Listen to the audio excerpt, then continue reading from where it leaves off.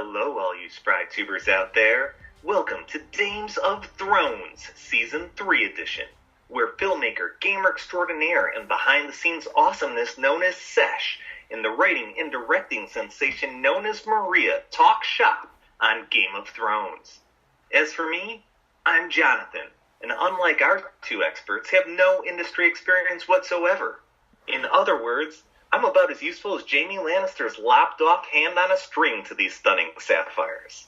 And now, to your Dames of Thrones, Sesh and Maria. All right, so here, Season 3. We made pumped? it. We made it. I'm excited. We made it. We made it to Season 3. This was probably my first favorite season. I would agree with you on that. It was a very good season. It was. This was a great season. Phenomenal.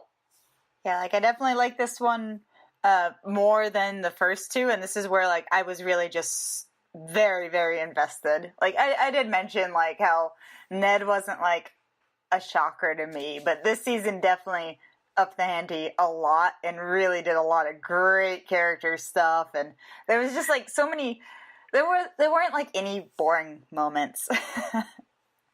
I'm going to disagree with that, but the majority of it was phenomenal. I guess we'll get into later one of the parts that I was very unexcited by throughout the whole season. I think I've talked about it though in seasons 1 and 2. Is it related to Sansa? Oh no, usually it is related to Sansa, but no, not this time. No, this is my favorite my favorite group of lovers, Theon and Ramsay. Oh yes. Adorable. Oh gosh. Boy. I think this is, you know what? This is a way bigger moment this season. Because, it's important when you become a eunuch. Oh man. Do they have a party for that? I'm not sure. They go out, run around. And he becomes Reek. That's the thing. He's Reek now. So it's wonderful. It's pretty wild. It took a whole season for us to get him to be Reek. 2 seasons almost. Yeah, I think 2 seasons. And Yeah. it'll still be a few seasons more. So book that ride, everybody. Oh, sorry. Spoilers. Oh, yes. Okay. So you said you made some notes as well. Did you have anything different in the notes? Anything new we'll be going through? No. Just filling out the standard questions, unless something dawns on me. I think I might bring back our favorite question from season 1, fan favorite question. I haven't read any of the comments, so I'm just going by what I think in my head. But I should start doing that, guys. Sorry, all of you spry tubers out there. I'll do so in the future. I know you hate that probably too. Yeah. But I think bringing back the why question. Ooh, I like that. In the show, which makes you go, why? Why would you do that? I like that a lot. I'm putting it second to last because I need to take it into consideration. Excellent. Why with 5 whys? Yeah, definitely at least 5 of those. Yeah. Yes. Okay, I like that. I'm gonna have to think about that one though, but I'm in. I'm all about it.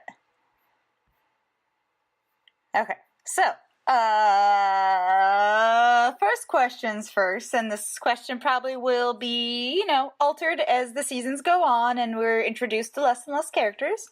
But first question I always like to ask is the favorite character that was introduced this season. So not just who's, the most awesome, because I'd probably always say Tyrion, but, that's a bias there.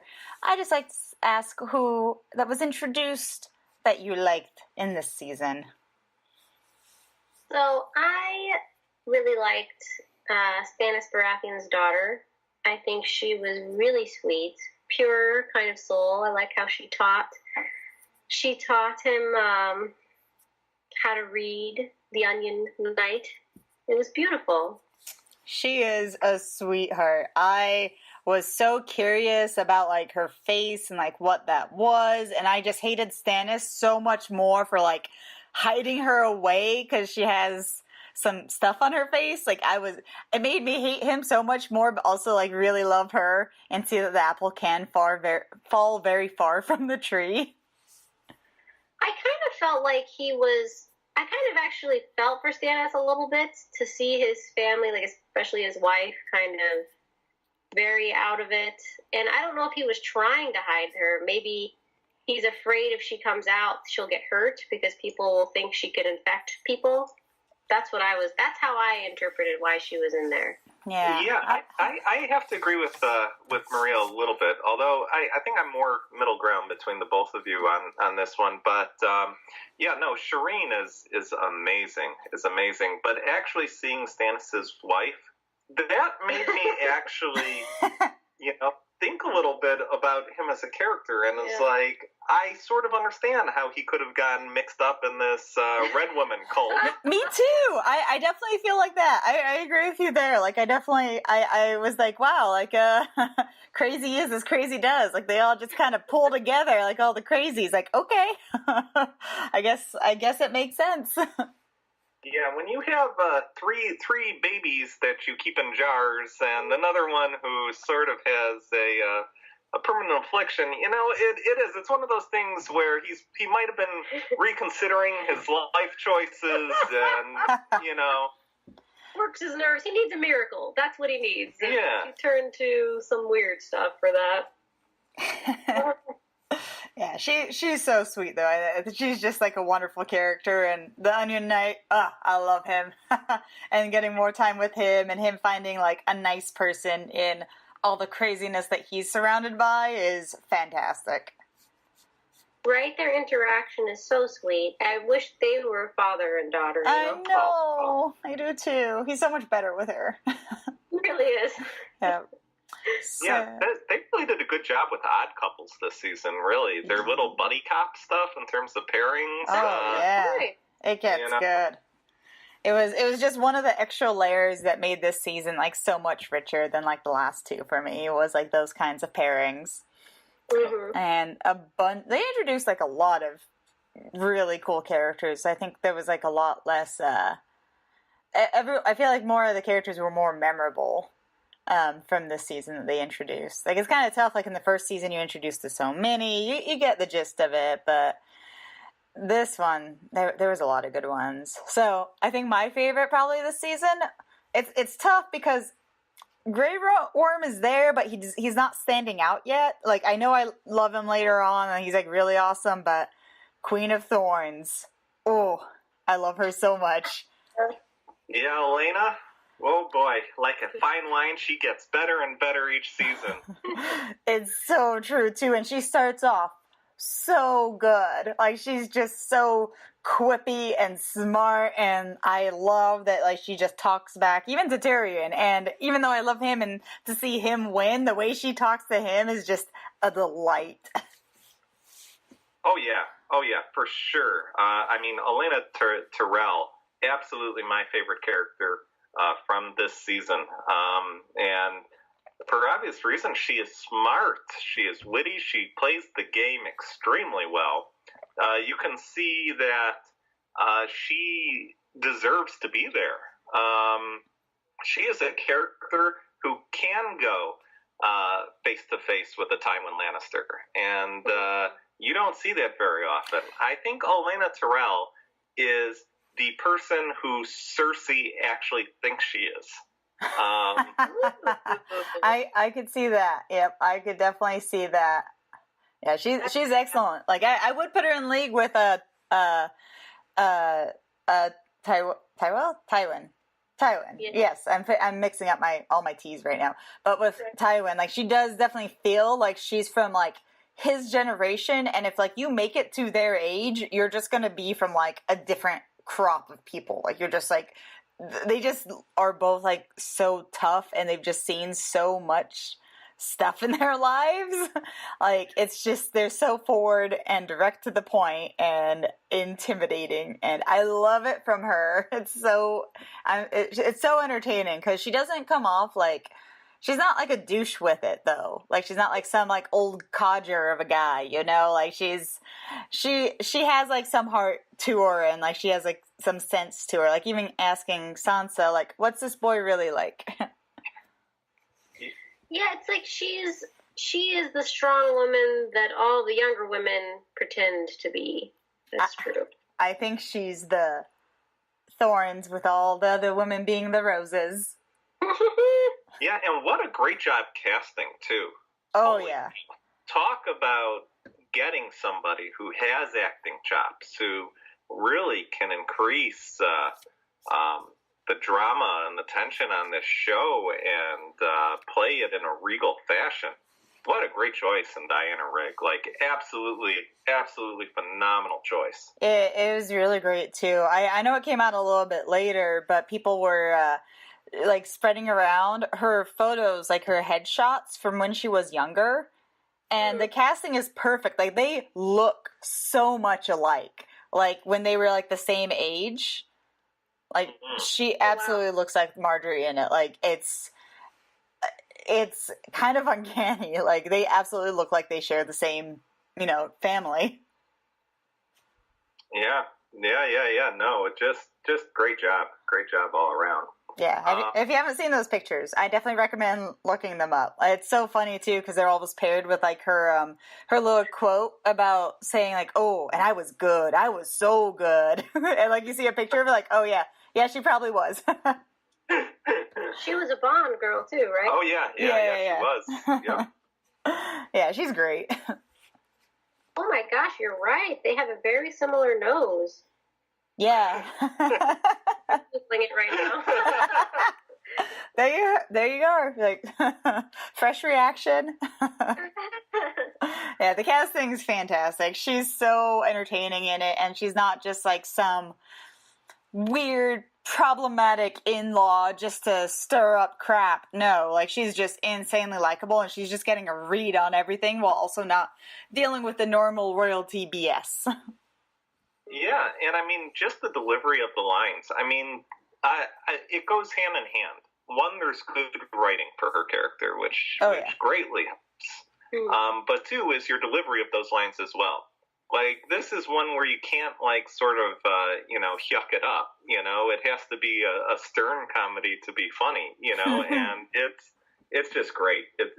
It's really great. More shows should write lines like this, especially comedic lines, in my opinion. Oh, yeah. Stern and comedic. Like, I love how, like, just, Tyrion's just, like, speechless around her. Even comes like, that doesn't happen too often, does it? No. Yeah, like, it's great. Like, she actually does. She could hold her own with anyone. And be 2-3 times their age, probably. That's right. Yeah, imagine if those two had gotten married. It's just end of the kingdom right there. Like, are you saying Tywin? Oh yeah. Tywin and Olenna, power couple. Yeah, man. Why didn't they have a thing? Now I'm upset. The rest of the show. I'm gonna be thinking that's gonna be my fan fiction in my head. Like, what I'm shipping them. That's the couple I want to see. She would have controlled Tywin and made sure he didn't do anything too cruel, too. Nah. No, I think they would have been like one of those like supercomputers where like they just get smarter if they're like near each other and if they're working for the same goals. That would be terrifying. I want to see like a whole spin-off, just a fan fiction written by him, by R.R. Martin, and just see where this could have gone if they got together. It would be great. I would sign up for that series. Make it a sitcom. I'm in. I'm so in. So for me, same as you, Olenna Tyrell, but I do want to give a nod out to hot Dario Naharis. Ooh, it's pretty hot. He is hot. He, once again, casting. When he showed up on the screen, it's like, yeah, I can understand how how Daenerys is somewhat smitten by him. You know, just makes sense.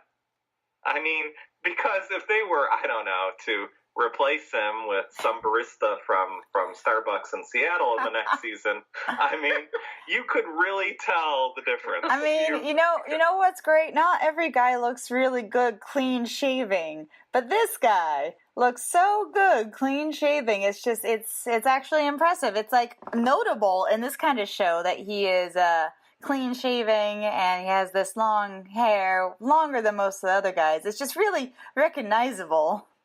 He's all lips, that's what he is. That sounds like a complaint. He's all lips. No, I'm not complaining. if he showed up at the Red Keep, you know, if King's Landing, if he showed up at King's Landing and walked up and said, "I want the throne," like they would immediately abdicate. Cersei would definitely. Oh, yeah. I think she would. Like, here you go. Yeah. Oh yeah. I think even Cersei would. She'd be like, "All right, everyone else has been replaced." See, I don't know. Like, I do. He's obviously a very fun character to have around. I don't know if he's super standout for me. Like, my impression was a little weird. I kind of just don't trust, you know, people who cut off their buddies' heads because they see a pretty girl. So I was a little on the fence with everything except for his lips. Is that illegal? Nope. All right. One more day on air with you two. Excellent. You're so silly. And then he creeps into her room. That's insulting to me. It's like, okay, you can have your friend's head, but like, wait till I'm done with my bath. That's just rude. Yeah, he's kind of a creeper. That's like, he's giving her gifts that like she didn't ask for, and you know what? I think she wouldn't normally like. He's doing things if he wasn't so handsome would be really creepy. Let's put it that way. Exactly. I thought it was a very romantic gesture. Maria, I know what you're getting for your anniversary. It's a head in a bag. Your enemy's head's in a bag. Oh boy. Well, that was fun. Show over. Exactly. We can end this podcast now. Okay. Say that since we started these. Since we started with our love, let's go into the whose enemy's head would be in your bag? Definitely Ramsay. Ramsay has issues, and he just keeps going with it, and it's just, I'm done. I'm so done with his weirdness. Yeah. They go really deep into how weird he is, and it's, I was bored with it by, like, the first season of all, like, the torture stuff, and now it's him. It's like, I don't need to see a lot of this. Like, I feel like there could have been, like, 1 or 2 scenes at most, but it went somewhere finally. Like, he's Reek now, so there was at least a purpose to it. But yeah, he's okay. This little psycho is as crazy as George R. R. Martin can think of. Like, okay, he's grown up Joffrey. Okay, like, I'm not surprised. Yeah, I have to say this is one thing that really irritates me a little bit. Really irritates me a little bit. Yes, like that. I do like that. This is guys. This is why I have no industry experience right here. But it's just that when he writes bad characters, they are so overly one-dimensional that it's not even funny. You know, I mean, I don't know. Joffrey is a paper-thin character. Viserys from season 1, same thing. Ramsay, at least, I guess there's a little more to him, but by little I mean like bare minimum necessary there. So I understand these are bad times and everything, but I wish he was just slightly deeper as a character. Yeah, I'd agree with that. He's I don't know why he's like how he is. I don't think he even cares to figure out why. It's just like a screw's loose, and that's it. Yeah. I mean, if he was continuously like this, somebody would have killed him, like a long time ago. You make a good point. Like, he's irrational. He doesn't know when to stop, and usually that kind of a person doesn't survive, especially back in that time. Wouldn't make sense. Yeah, nobody's going to be like, ooh, that nice little Bolton, bastard boy. They're just going to kill him. I feel like he was definitely one of those kids that was just like hurting animals, pulling, the wings off of flies. Like, as soon as he had motor skills, like, there was just never any chance of any good in him ever. Like, he's just like one of those little born to be a monster. Yeah. Which isn't, it's not a lot of character to it, No. Yeah, it's good points there. That's like almost making me reconsider. Well, I'm the same way. It's like in each of the seasons, it's almost like you have to pick that character because they're just so poorly bad. written. Yeah. Exactly. Yeah. So I've been trying to go with other characters in the past seasons where I'm like, you know what, they didn't fit the billing. This one for me, really, it was him. The other characters I did like. There were only two more minor characters, minor in quotes, that I wasn't a big fan of. One was the I don't even know what the character's name is, but he was the warg of the Wildlings. He just. Oh, yeah, that guy. I almost wrote him down. I think I should have, honestly.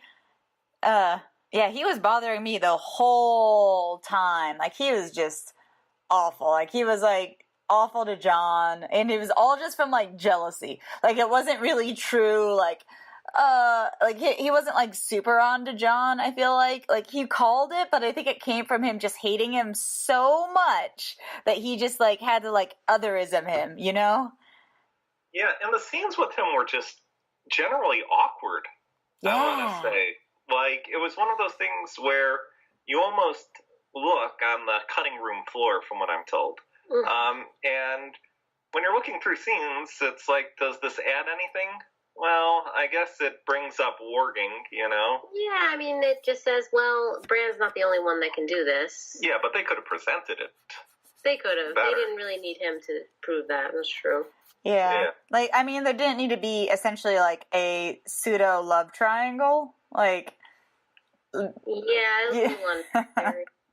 like him just being mad that, like, John's a pretty boy, and so he got this girl, like, Like, the warg thing could be really cool. Like, having, the guy that doesn't like you be a warg is, like, that's kind of, like, scary. That's, like, really, that could be really intense. Like, instead they just had, like, a crow kind of bite at John at that one time after he died. And that was it. In his defense, though, he has, like, this super cool skill. He's friends with these animals, and he's like, oh, look at my hawk, baby. And, he's been by her side for, like, years and years. And he's like, oh, my gosh, one day, she's finally going to see me for who I am, And then this rich boy from out of town, like, strolls in. He can barely manage, like, 3 words of coherent thought. And next thing you know, she has taken him and sexing him up in hot tubs. You know what? I'm gonna just say she knew who the warg guy was the entire time. A jerk. Well, this is the point. To all of our listeners out there who are in a similar situation, if she liked you, things would have happened many years before. Don't wait around for years and years on end, hoping that this is the day that things change. It's not going to change. I'm sorry. Like, this dude wasn't even, like, friend zoned. Like, they weren't even friends. Like, she didn't even like him at all. In any capacity. This one's tough for me. I think Tywin was pretty nasty this season. Like, the whole just everything he is to like Tyrion hurts, and he's just so cold, especially with like the decisions and things he does later on in the season. I mean, I know it's kind of a cop out to say Joffrey again, but I like it a lot more now because there is definitely a lot of like one dimensional bad guys, and like a lot of like movies and shows where they just do all kinds of crap. It's literally this ward guy. Like usually Joffrey is like this ward guy. Like he is causing trouble. He's making people hate him. He's dividing the group. He's just being a jerk for no reason, and it just kind of goes unpublished. Nobody talks to him. Nobody's like, "Hey, you shouldn't do that," or nobody acknowledges that he's doing anything wrong when it's really obvious. He's been like that until this season. This season, Joffrey is like,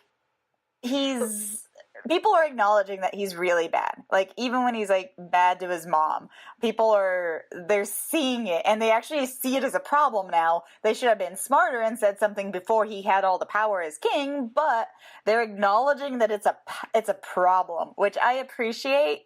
And I do actually, I know I said like he's kind of the most hated, but Tyrion to Joffrey is amazing. Right? Like, it's proof. You're sleepy. Go to bed. Yeah, he's worse to other people, but him being bad to Joffrey is like so enjoyable. Like I'll take him being like the worst, but Joffrey, I like him being bad in this one too, because it really is like so much more blatant. Like it's every detail. He doesn't miss a beat to just be a jerk, and it's like the stuff he thinks of is obscene, and it's just like, oh my god, this guy is gonna be like Ramsay when he's older. No, yeah. I mean, there is no hope there. Except I don't think he can possibly be Ramsay because he's not as smart. Yes. No, well, I don't know if Ramsay's very smart. Like, here's the thing. I think Joffrey's more like grandiose. Like, he likes doing bigger things, more displays. Like, Ramsay's literally like happy in a little dungeon with one person that he's hurting. Like, Joffrey, I think, likes, he likes to put the heads on the spikes and make, the family members go and watch them, see them, and that kind of, like, big stuff. Whereas, yeah, Ramsay's a little bit more low-key. Okay, the other thing with Joffrey, he did actually kill, what's-her-face? Oh, he killed the informant, Littlefinger's girl. Redheaded. Yeah, her. And she was, like, really sweet and, like, smart and clever and, like, able to be his, like, right-hand gal, and like that was she was a sad one to see go, and like seeing him like just do that too, it's like, man, he's just such a little sociopath. Like, he's not even like just like ideas in his head of doing horrible things. Like, that is awful. Like, he literally just killed somebody in like his bed chambers for fun. I know, it's so sad because you saw Roz wanted to go to the big city. Yeah. And she was doing so well for such a while, and she was one of the good guys, Yeah, and he did it for literally, like, no reason. Like, it wasn't the grandiose thing. It was like, here's a person, you could do with them whatever you want. And he just is a little psycho. I think he did have a reason. He wanted to prove his power, exercise his power over Tyrion, to say, you can't manipulate me. Yeah. I mean, I guess that was true. It was kind of a lie to, all that. But yeah, he's just such him actually going far enough to like kill somebody with his own hand is like, he's getting super nasty. And there's, in that case, there isn't a, like, it's not like it's not a big public message. It's just a message to Tyrion. So it's a little more psycho. Yeah, he's a little douchebag, man. I don't ever gotta like him. Yeah, I feel that Ramsay has more of a strategic abilities. Like, he can really think around you a little bit more than Joffrey. Joffrey's a little more hot-headed, I think. Yeah, and Ramsay proves it for sure in future seasons. For sure. Yeah. I mean, he knows how to completely destroy somebody. Joffrey just knows how to destroy. Ramsay is more like... Ramsay likes to break people. Like, he actually wants to break people, and he's good at it. I really do feel like he's just older Joffrey. Like, Joffrey's just unpracticed. Like, he doesn't know how to do it. Like, he's just telling people, we're gonna, serve your brother's head for my wedding, like stuff like that. Whereas Ramsay, he knows what to say with being less direct, but it's like more devastating. My question is it possible for a person like Joffrey to ever grow up? It seems like he's still 4 years old. I mean, getting older, yes, but like growing up, no. Yeah, he just rushes head first into things, Joffrey. And I think in life you worry less about the person who immediately responds to threats and is speaking highly about themselves, and who I won't even say can talk the talk, because it's mainly gibberish, but there's trouble following through, versus the person who just stands there as silent for like 10 seconds and then says something that's just so morbid and like scary that it's like, oh my gosh, this is not good. Yeah. Like when they have the wherewithal to actually take something into consideration and like decide how to ruin you. Yes. It's like, I just made an enemy for life. That's not good. Very true, very true. All right. What about you, Maria? Well, another character I disliked outside of Ramsay was, I think it's pronounced Jojen. Oh, yeah, Jojen. He just, I don't know, he just came off as weird and slimy almost. Even though he wasn't doing anything wrong, he's helping Bran and everything. It was just so hyper focused on getting Bran outside of the wall, and just I just didn't like him. And then he creeps into his dreams. I don't know. The dream creeper. Yeah, and again, I'll say with other relationships in the future, especially in regards to Bran. Yeah. But why not just communicate? Yeah, why not just say what's going on? Right? Oh, save like the 2 hours of exposition, like, as you're walking through the woods, I must do this. I don't understand. Why are you doing this? And they like don't even give like the answers. Like, this is something you have to learn yourself. Like, it's not even like Jedi training. It's literally just like, I don't feel like telling you. Yeah, and it would be better if they're like, you know what? Shut up, Osha. Yeah, like I do wish they were more like, I do wish they were a little bit more clear. Like I like that like the stakes in Game of Thrones are so high, like right off the bat. It's like there's an army of the dead out there. Like that we like learn that and get that idea very quickly. And with these guys, like show me the stakes. What's at stakes? What are the stakes? Like, why are you're here because of a dream and that's it? You don't have any theories as to why you're having to go past the wall, why you guys are connected, why you're seeing each other's, and like, just come on, talk it out a little bit. Like, you guys don't have like cell phones or anything. Come on, like you gotta be bored. I know, it's just annoying, the whole interaction. It's weird. It's very weird. They're just like creepy little forest kids that are like, we've been in your dreams, like, come with us. That's good. Creepy little forest kids. That's what it feels like. I mean, I don't, like, I get that, but, like, I don't know about, like, most hated. Like, what'd they do to you? They were weird, and they didn't answer any questions. That's almost more annoying than just getting stabbed a million times. I will say, they did not advance the plot at all this season for the most part. Like it's like the plot advanced in spite of them. Yeah, like there was kind of we found out a little bit more about the warg things before, and then, I mean, I'll get into that because I want to talk about Hodor getting warged. But, and so he teaches him a little bit about that, but it's very, it's so slow going. Yeah, it really is. I also feel like they needed to wash their hair. I don't know why I kept thinking that when I saw them. I don't know.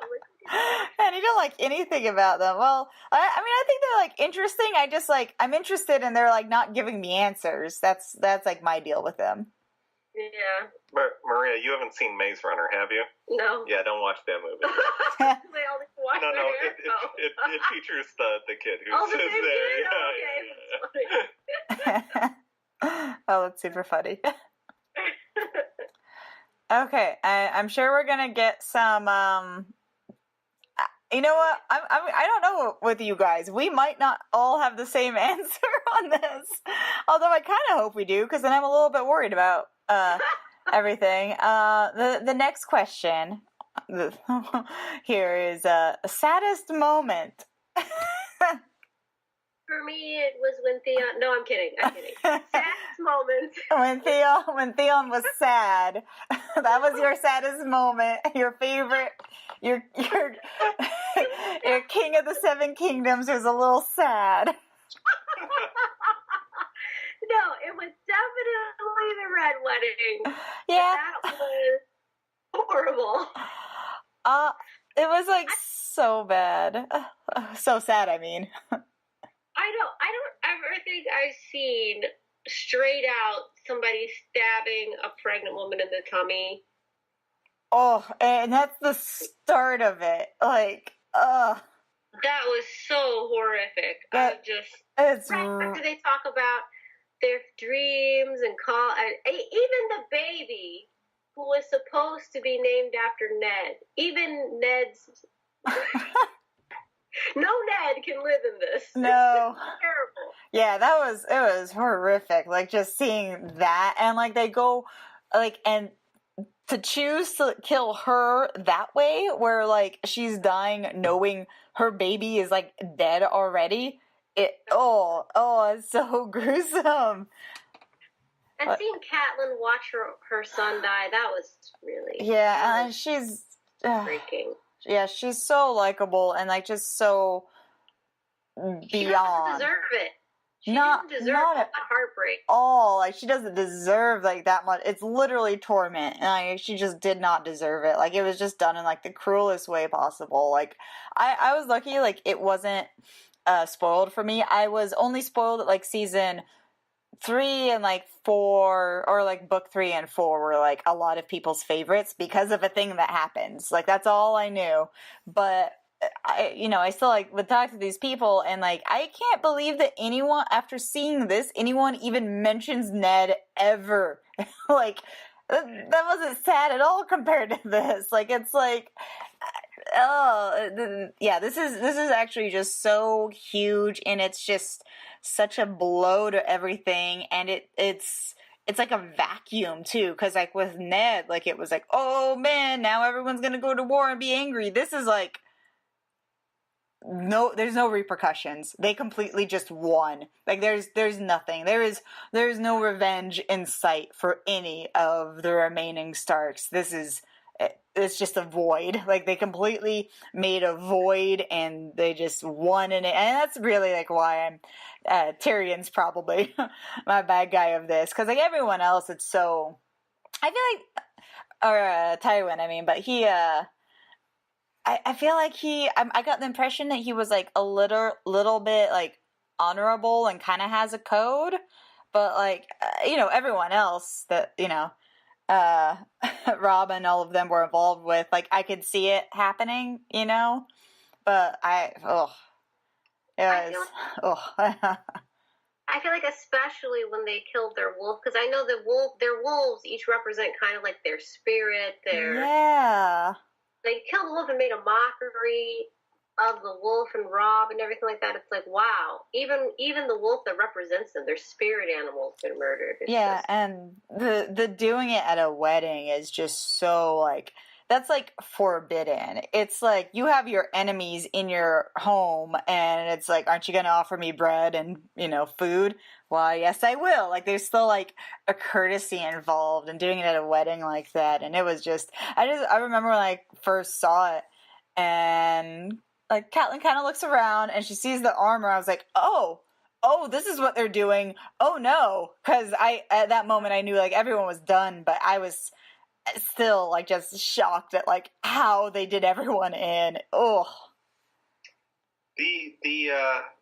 Well, I can say two things. I can definitely attest to Maria being sad. I was watching it with her at the time. She just looked so depressed after this episode. It was not good. It was not good. I think she was even asking me like, so they're dead, you know? that just happened. Yeah. And I know. So I audibly gasped and said no a lot with the killing of Catelyn. I thought Catelyn was going to make it out of there. Yeah. And maybe when we get to a shocking moment, I'll talk a little bit more about why this wasn't as shocking to me. But I mean, I knew Rob was done. I knew that this, like the choices he made in the previous season, that there was no way he was going to get out of it. I think also you brought up a good point, Sesh, with Tywin in terms of honor that he has. He never really played by the rules, but he always played with some set of rules. Yeah. Yeah, like he's very smart, very decisive, but like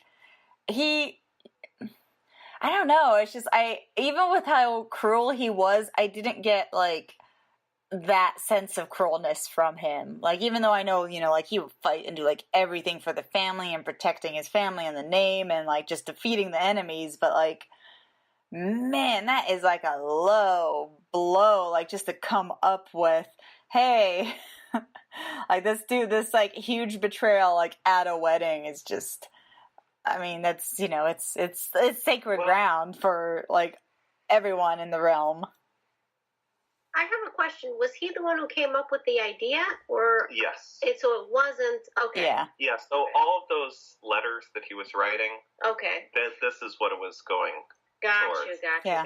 All those slimy people he was writing to, they're not even the ones that came up with this. Like. Amazing. No, and so he basically said that he would back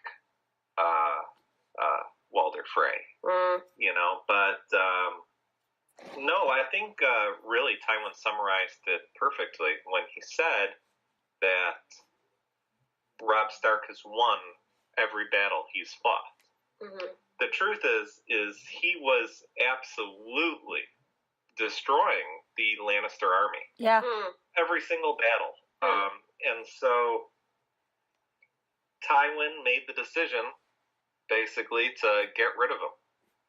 And the truth is this was the best, most effective way of getting rid of him.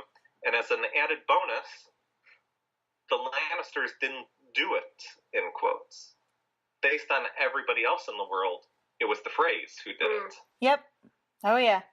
It definitely was. Like it's absolutely a brilliant play. Like the only way to take him out is not in battle. Yeah. He didn't seem to feel bad about it really at all either. Just, that's just life, strategy, kind of chalks his decisions up to what's best for the family, and that's it. Yeah.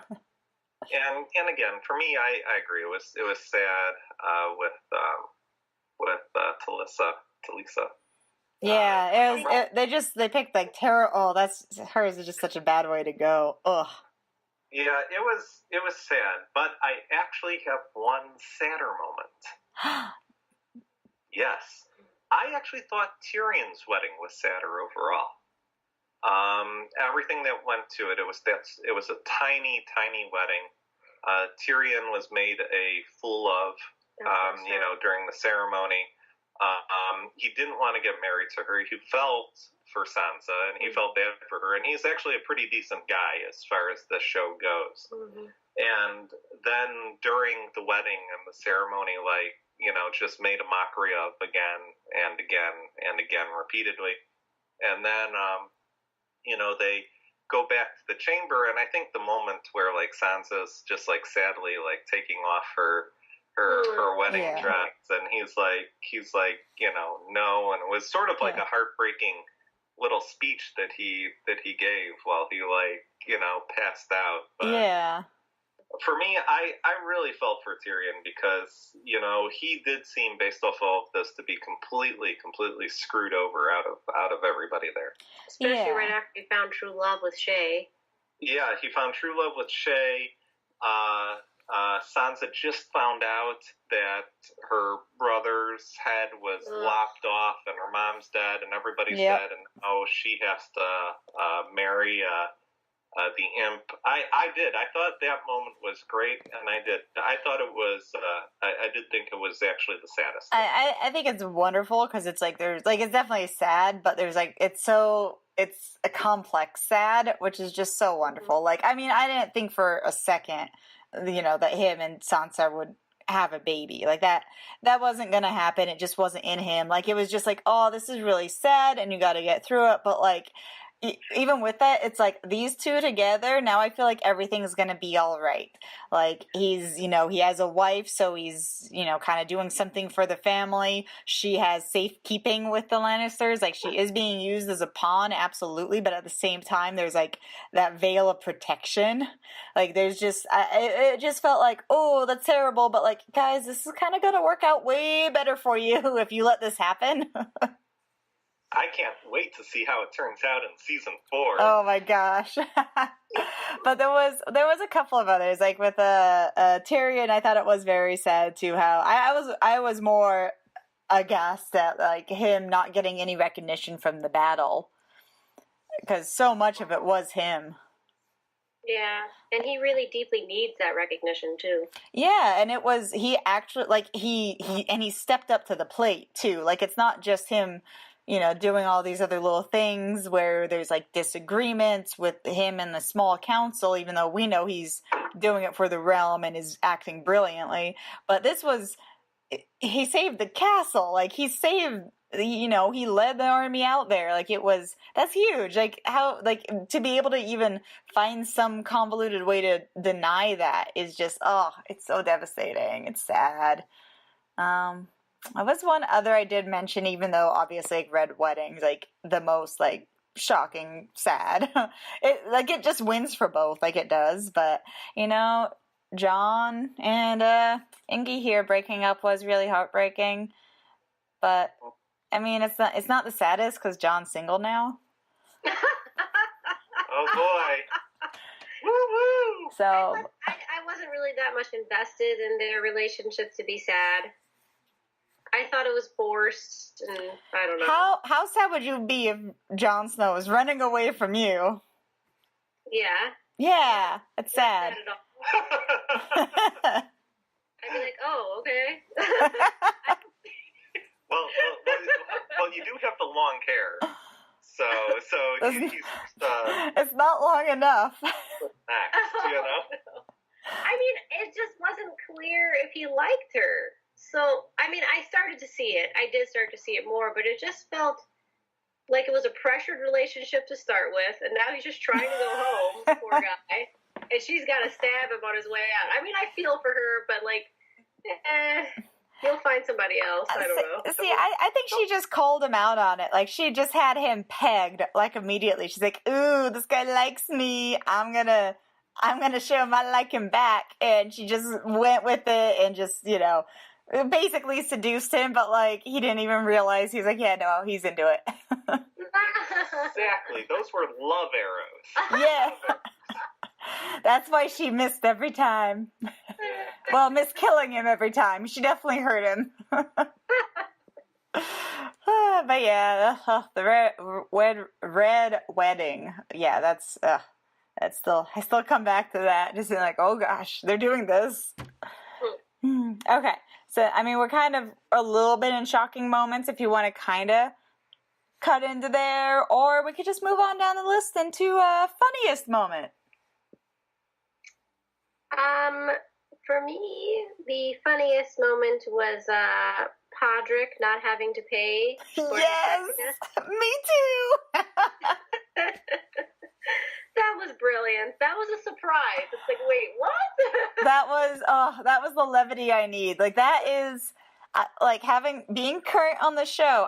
I will spoil and say that I think that's the funniest thing in the entire series. It's so funny. It's my favorite. Like, and I'm so glad you picked it out as well. I feel like I also like how much the other guys really want to know how he did that. Like, Me too. Let's stop all this drama and figure out how Patrick did that. Speaking of the most realistic scene on the show.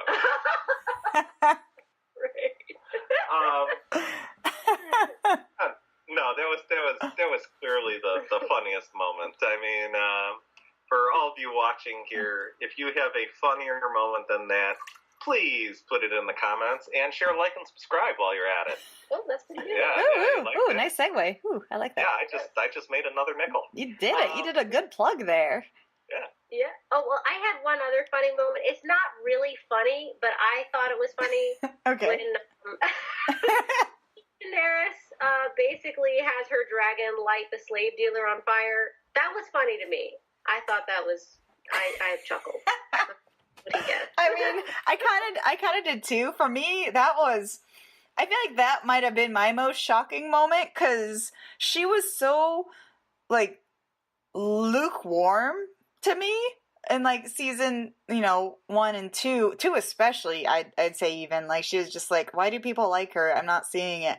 But her doing that, I was like, oh, you're awesome. Yes. Yeah, you just totally played all of them and like just ruined the bad people and saved the good. And like, oh yeah, I was proud of her. Like that was the moment I started liking her. Like I kid you not. Yeah, no, I actually wrote this down as well. It wasn't actually the burning of him. I enjoyed the fact that she understood what he was saying the whole time. Yes. I really enjoyed that.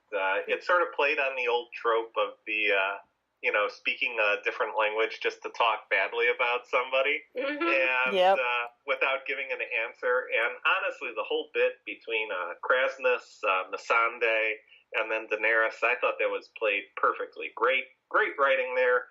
I enjoyed it. I enjoyed, honestly, all the lewd remarks that Kraznys said. Yeah, it was like the perfect setup and punchline. Like it was just, I've been a Dany fan since this specifically. Yeah. Like nothing else made me like her really. Like, okay, cool, you have dragons. I like the dragons, not you. But now I like her. Mm-hmm. All right. Shocking moments? Well, the Red Wedding. Yep. Yeah. Red Wedding. I mean, that one's up there. I mean, like I said, the Dany killing the slave owner was really shocking and surprising to me. Like the Red Wedding, like for me, it's like I never thought about what would happen with all the repercussions of like what Robb was doing and what was going on with everyone and like all of those dynamics enough to like predict the Red Wedding. But when it's happening, I'm like not surprised that's happening because they just laid out the foundation for that to happen the entire time. Like it just completely made sense. Yeah. Like that I mean, that's why like Dany killing the guy is like shocking to me. I was like, oh, she is a badass. Cool. I didn't know this yet. Yeah, no, I agree with you. Red Wedding, in my opinion, was not overall that shocking comparatively. Like, you know what happened, what actually happened at the wedding in terms of everybody going instead of, like, just Robb getting killed? Mm-hmm. That surprised me, for sure. But for me, the most shocking moment has to be Jaime getting his hand lopped off. Ooh, yeah, that's a good one. That was a surprise. That I did not see coming at all. You know, it's like, oh, he's using his fancy talk. He's going to, get her out of it because he's Jaime Lannister. And then, bam, gets his hand chopped off. I'm like, whoa. And then he has to wear it around his neck. Oh, on his ring. That's some harsh Game of Thrones reality there. You know what made me wonder? Was that the same hand he used to push Bran? Oh, probably. He was he's a righty, so he probably used that to shove him. I know he used one hand. He did use one hand? Maybe. I think though it was his left. Maybe Wes is right. Maybe you're right. I don't know. Good questions. There's You know just what? so much poetry to this season in terms of which I find fascinating. You know what? Once you do something with your left hand, you have to do everything with your left hand. There we go. But yeah, like I almost like forgot about that too, and like my because it as a like an exciting like plot element introduced, and that one was something I was very excited for because it's just such a way to humble him and change everything about him, and I was just really excited to see what the repercussions would be with him not being this cocky swordsman anymore. Like that was something I was very excited for. I did not mention it in my notes, but I wanted to mention it anyways. That's a good one. Yeah. Oh, and Stannis' wife having their babies in jars. That also was a little bit shocking.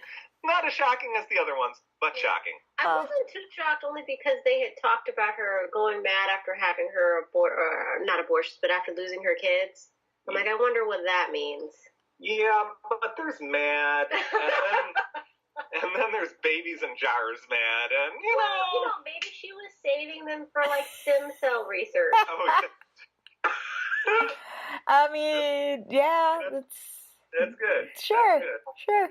sure. Okay, so other most exciting plot elements introduced. There was, I mean, I do have a couple. I did like the hand thing that you guys mentioned. I really like that. I will say I have two really big ones.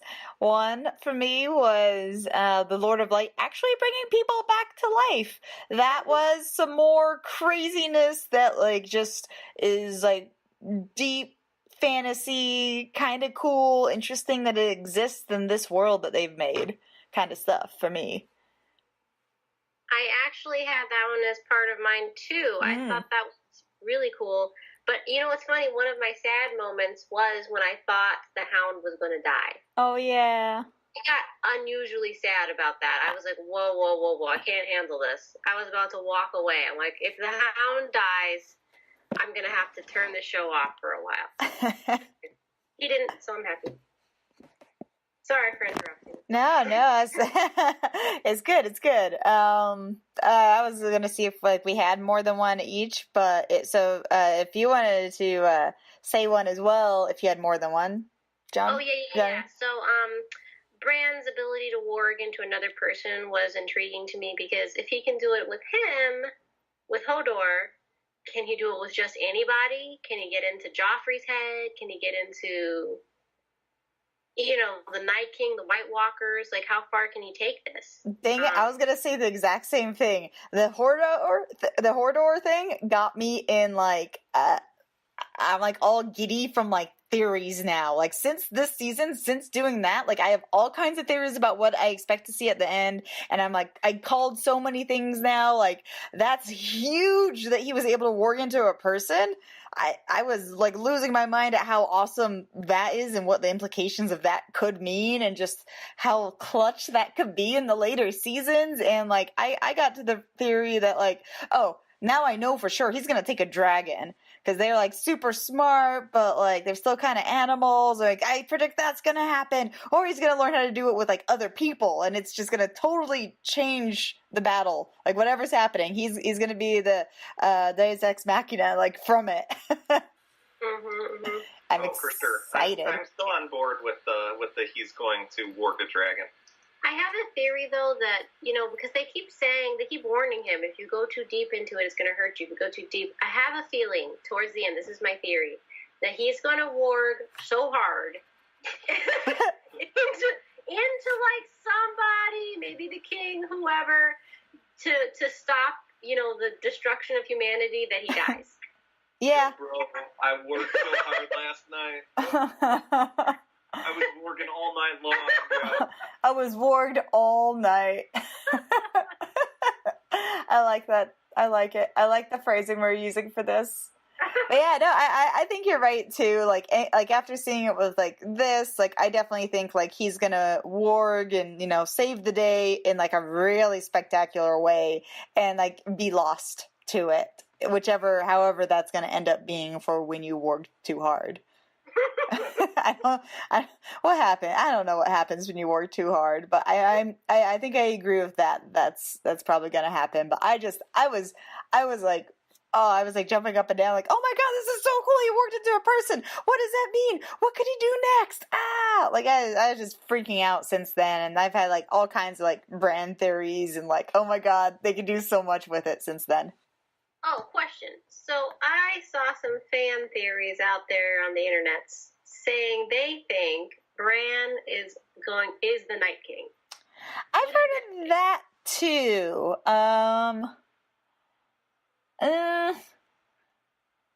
don't know about that. Like, I'm not sure, because it's tough, because I feel like, I mean, to jump ahead in seasons and to hit that spoiler alert button right now, he definitely does lose a lot of his humanity to the point where, like, I feel like he could easily be, you know, like, Night King-esque, but I think the Night King has a mission, and I think it's too aggressive for Bran. Like, I think he's, like, just so passive. Like, people are gonna die around him, and I literally think people are gonna be dying around him, and until he has, like, one little sliver of, oh yeah, these are my friends and family, and I'm a human, I should care, then he's gonna warg too deep. Like, that's really how I think it's gonna happen. I think he's just, like, too passive. He doesn't have, like, any humanity or passion left in him. Like, he's a weirdo now, man. Just, spoiler alert, Bran gets really weird. I feel like if anybody were to see Bran and Arya, you know, coming back to Winterfell, it's kind of like they need some psychotherapy almost. It's like, oh boy.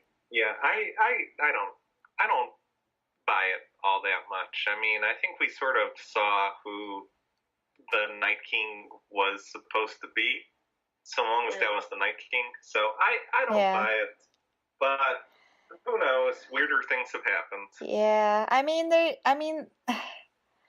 I don't know. Like, he just doesn't seem like they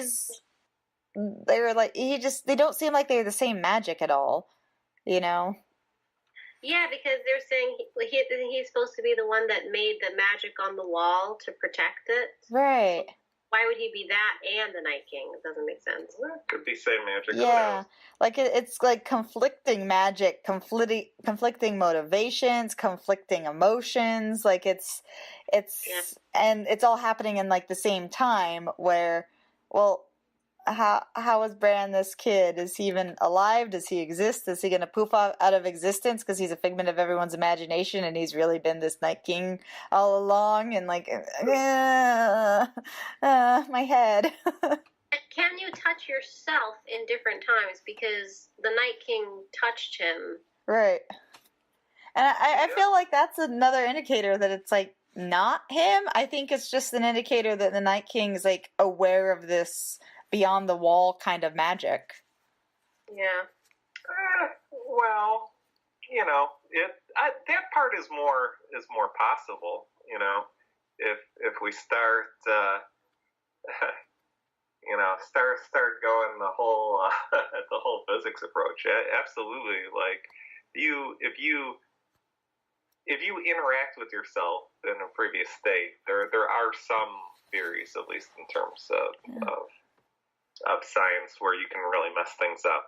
Of course, if you go like the more string theory approach, everything's fine because you're actually in a different reality. But anyway, let's move forward. I'm just gonna say, I hope all of that was like off topic. Well, theories, you know, we'll see if they play out. Hopefully, those play out well, where all that conversation was off topic and has nothing to do with the future at all. Oh yeah, what were yours? Like some of the most exciting plot elements that were introduced, since Maria and I were on the exact same page. All right. Well, for me, it was the use of dragonglass against the White Walkers. Actually, able to kill some White Walkers. You know, who knew? They have a weapon now. Man, I'm just gonna say, you know what? That's why this season's my favorite. There's so many different things going on.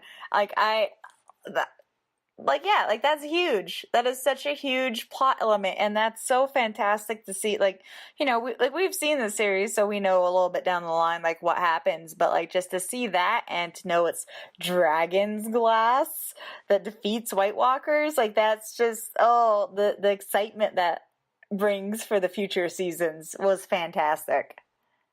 Oh, for sure, for sure. I mean, it absolutely was, and just seeing Sam do the killing, Sam the Slayer. Yeah, let's go, Sam. I was very proud of him. Absolutely, and the second plot element that they introduced, I guess, isn't technically a plot element, but it's more a relationship. Is the Hound and Arya? They were a two-man show. They were a powerhouse. I love the Hound and Arya. I hope that they're the last two people remaining in this show, because oh man, those two together was perfection in my opinion. Yeah, we got little we got little stabby kid and big stabby guy. They're the perfect team. Oh, I really love their interactions too. All the pairing off in this season was amazing. Oh yeah. Those two, I just want to see them get into a skirmish together, fighting on the same side. I think would be fun. Yes. I can't wait to see all these characters fight on the same side. And it's going to be good. It's going to be good. Okay. So we added this question, the why. So I think I know the one that I'm going to say, but you guys go first. Take it away, Jonathan. Oh boy. Yeah. The whole why. Yeah. Okay. This is definitely going to be the whole Rob arc with, let's go up to Walder Frey. Hey, we'll marry my cousin off, and everything's gonna be fine, right? Everything's great.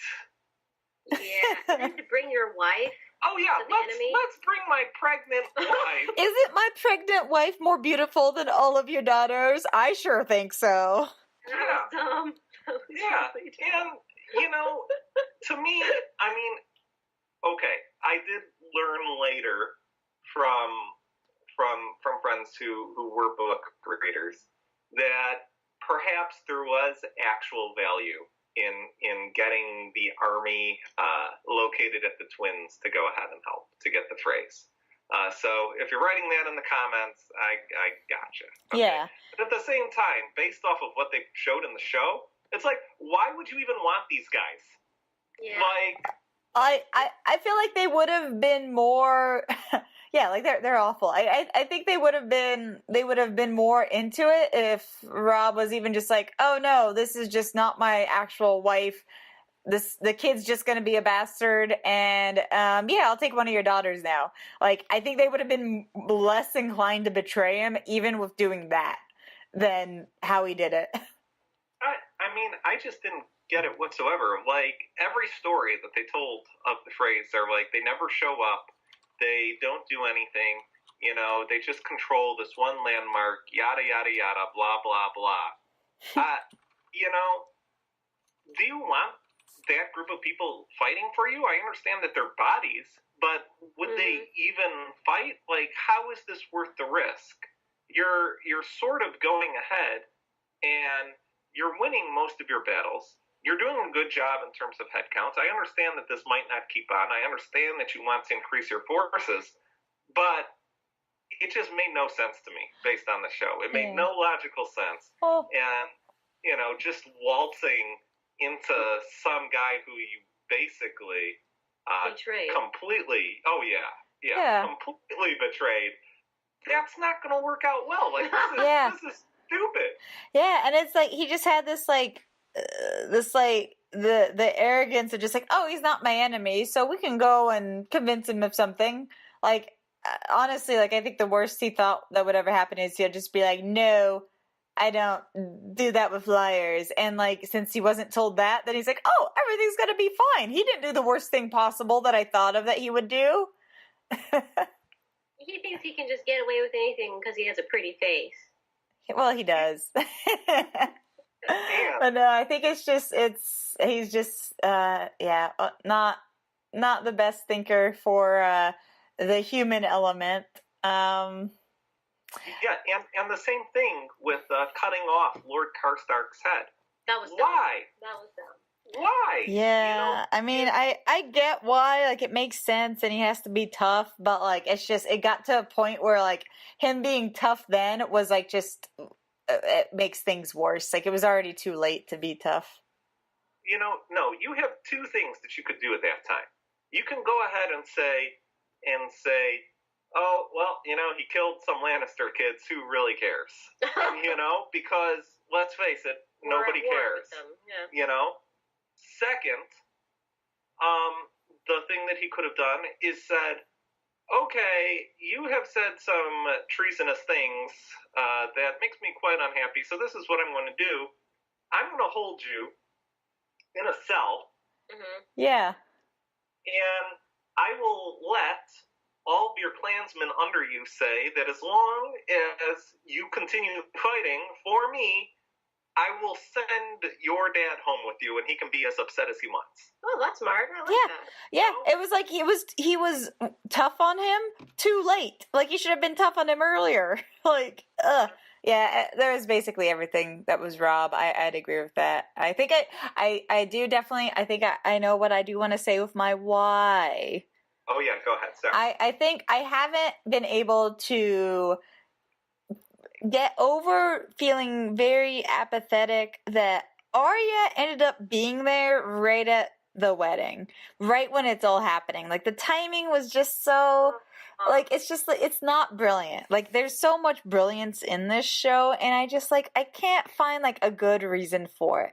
Like, her seeing the very, very limited amount of stuff she saw just doesn't compare to even just her hearing about it later, or them seeing it at a distance and still just being that close, but just, like, literally being right up there. It was like, I feel like it was like shoehorned in. Like, if nobody said otherwise, and again, like, I haven't read the books, but like, my take on it, like, the way it made me feel is it's one of those things the producers wanted, and it was just added into the show and wasn't in the books that way, because the books were probably better written than TV is.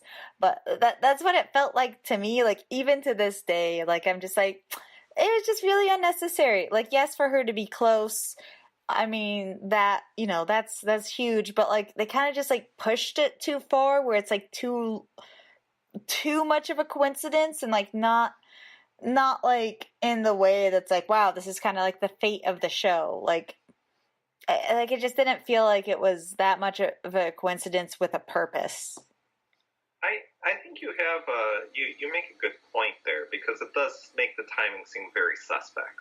Yeah. But I will say this, is that I think it was entirely written for the scene of, like, the wolf head basically mounted onto Robb's body. And her seeing that image would be so haunting. Like, it changes. Like, she didn't see Ned getting his head chopped off. She didn't.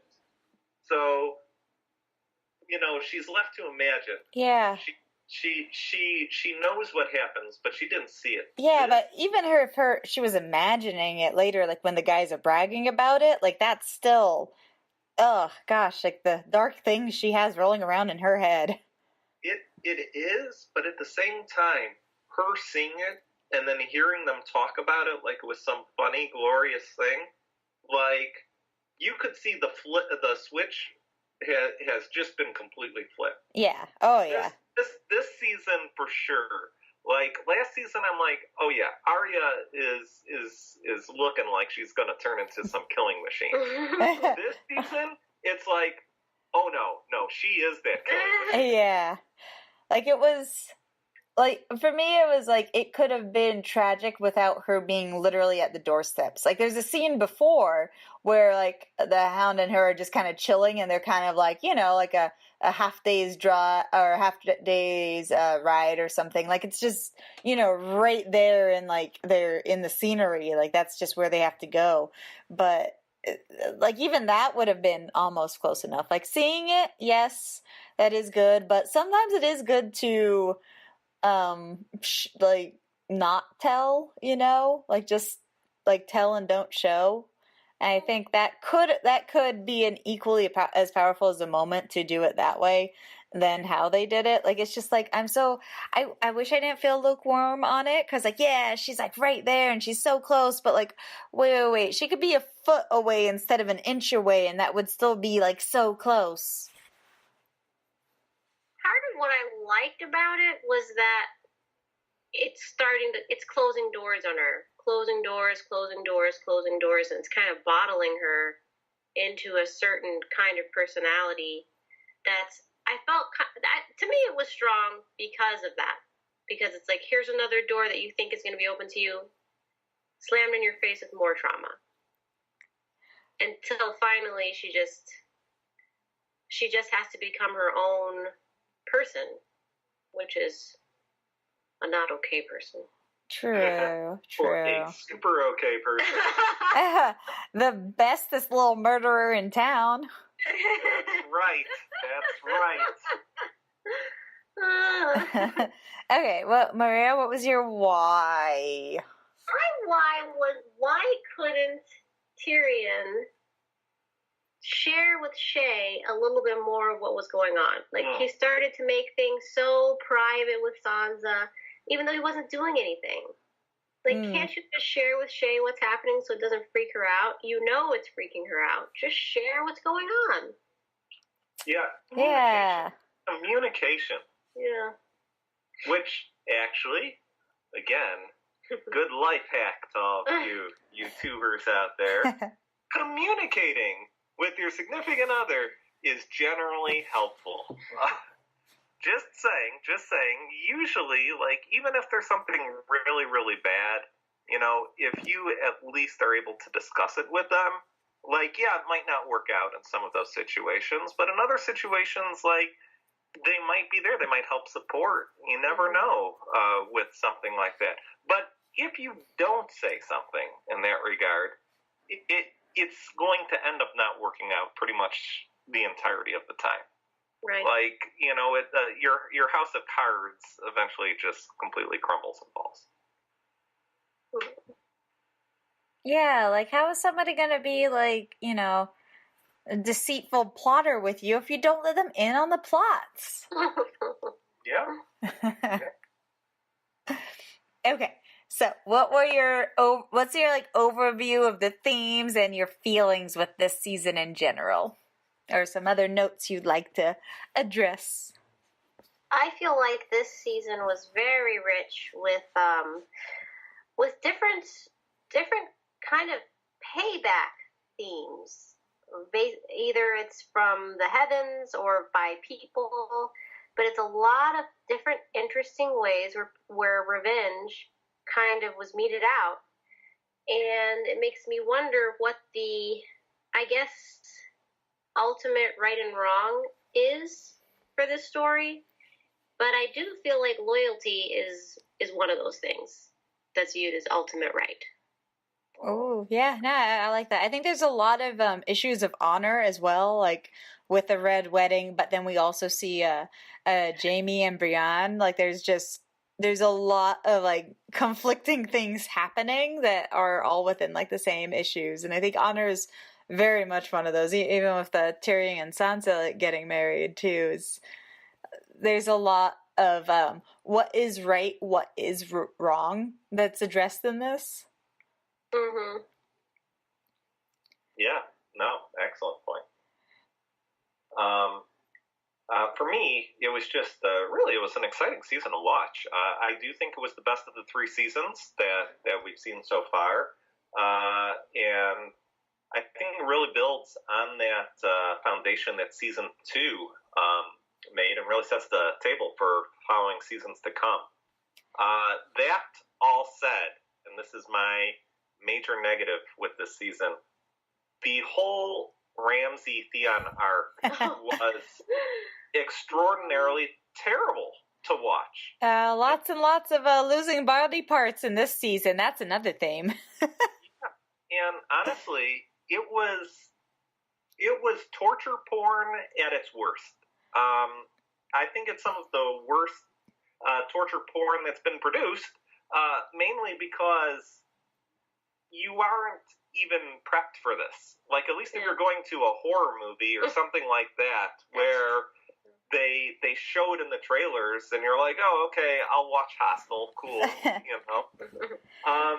And I've seen movies like that, and it's like, okay, I'd rather not see movies like this, but at the same time, if they're innovative, fine, let's go for it. But this, first of all, I don't think it was all that innovative. Second of all, it dragged on forever. Mm-hmm. And I got... You go. Television to watch. It was terrible television to watch. It didn't need to be there. If you wanted to put it down to, say, a couple 5-minute segments, fine. You know, I think we get it. Ramsay's a bad guy. Theon is getting, basically, really, to be honest, sort of what he deserves. But... Well, he's getting comeuppance, but also an opportunity for rebirth and redemption, which I find a lot of people aren't given that opportunity in this series. So it fascinates me. It is interesting, but I feel like they're doing it like kind of flawed in a few ways. Like I watch a lot of horror movies and like just all the slashers, and I mean, you know, the least favorite genre, but I still like as far as horror genres go. But one of the fun things about horror movies is like they're really gory and gross, and people just get killed in like the worst ways. And I say fun because a lot of, especially the slashers, are really good about making the characters horribly annoying and like deserving of it. Like that's when it's like the best, like the most fun and entertaining. Now Theon, he did do some things, so he kind of, you know, deserved what he was getting before, but now it's like the stuff he did is like in comparison to all these other characters doing all the things we're seeing them do, it doesn't compare. It's like it's not even like deserved in comparison to like what the other characters are doing constantly. So they kind of fail at doing that with him in that way. And the other way I think they fail at doing it is Ramsay. Like Ramsay's not doing it for revenge, so there's no satisfaction to it. Like that's another where there could be satisfying, like where if he, you know, cared about the Stark boys and, you know, thought that Theon had killed them. He doesn't. He's just doing it for fun. So it's like it makes it not fun for us when that's his only motivation. Yeah, that's a good point. It's a great point, because that's the whole thing. You know, whenever you're having this in again, like a horror movie or something like this, I can think of, say, if any of you guys out there have watched the Saw series, the first one is excellent in terms of how it was written. The second one, not as excellent in how it was written, but at times I actually might have even enjoyed it more than the first Saw movie, simply because you were almost rooting for the characters to die in that one. You wanted to see them exactly have ridiculous things happen to them, simply because you're like, man, these people are just like awful people, and I totally understand, you know, what the bad guy in Jigsaw is getting at. This is more like, you know, let's go ahead and torture somebody for 15 minutes. Let's have all of the audience watch it. Let's get nothing out of it. And then, hey, let's do it again next week, and the following week, and the following week, and the following week. And you know what? Let's keep that up for 2 seasons, because why not? You know? And it's like, come on already. This is enough. It almost romanticizes torture. It almost encourages it. Yeah. And like in comparison to all the other characters that we would like rather see tortured, True. But yeah, for me, this season was like it definitely had a lot of themes of like people pairing off. I feel like there were, I feel like this is like the heart of the entire series. Like this is where we're establishing our character arcs, like really like pushing for them and making them clear and defined and giving motivation. This is where there's repercussions for things. Like, this is where we're setting up all the ways that there's going to be interactions later on, and where characters are actually asking whether this is right or wrong. And it's so much more complex than the other seasons. And it just, for me, like, here on out, like, it's just solid. Like, the first 2 seasons, like, they're really good, but like I said earlier, like, this is where, like, I don't just love some of the characters, but, like, I really love the show. Like, this is the season it starts for me. All right. So, season 3, this is pretty much a wrap, right? Yeah. To the outro, guys? Yes, sir. Take it away. Yeah, give us some music and some tunes with the voice. With the voice. All right. Yes. So this was the season 3 recap of YouTubers out there, and we will be happily back next week with season 4.